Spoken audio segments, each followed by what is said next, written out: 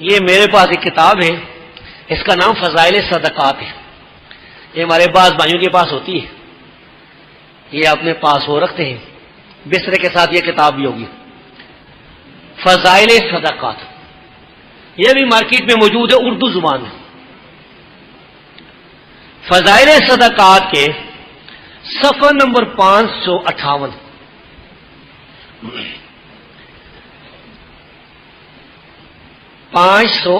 صفحہ.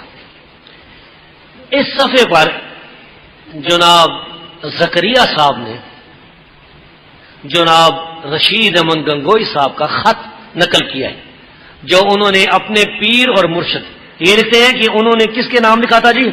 شیخ المشائخ قطب الارشاد حضرت گنگوئی قدس سروں نے اپنے مرشد شیخ العرب والعجم حضرت حاجی امداد اللہ صاحب اعلی اللہ مراتبہ کی خدمت میں لکھا. یعنی رشید احمد گنگوئی صاحب نے یہ خط لکھا تھا حاجی امداد اللہ صاحب. اس میں کیا کہتے ہیں آخر میں، خط کے آخر میں اب اللہ کو مخاطب ہو گئے، اب اللہ سے ہم کلام ہو گئے. کہتے ہیں یا اللہ معاف فرمانا کہ حضرت کے ارشاد سے تحریر ہوا ہے. یعنی یہ خط جو میں نے لکھا ہے یہ حضرت نے حکم دیا تھا، اس وجہ سے میں نے یہ خط لکھا. جھوٹا ہوں کچھ نہیں، یعنی میں اور کچھ نہیں، جھوٹا ہوں. تیرا ہی ذل ہے. کہتے اے اللہ تیرا ہی سایہ ہے، تیرا ہی ذل ہے، تیرا ہی وجود ہے، میں کیا ہوں؟ کچھ نہیں ہوں. اور آگے لکھتے ہیں اور وہ جو میں ہوں وہ تو ہے.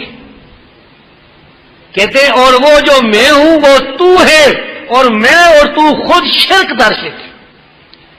یعنی اگر ہم یہ کہیں کہ میں ہوں اور تو ہے تو یہ شرک ہے، شرک در شرک. یعنی اللہ کو کہتے ہیں کہ اللہ جو میں ہوں وہ تو ہے. بھائیو یہ وحدت الوجود کا یہ جو عقیدہ ہے نا، ایک تصوف کے عقیدوں میں سے یہ میں نے آپ کے سامنے بیان کیا ہے.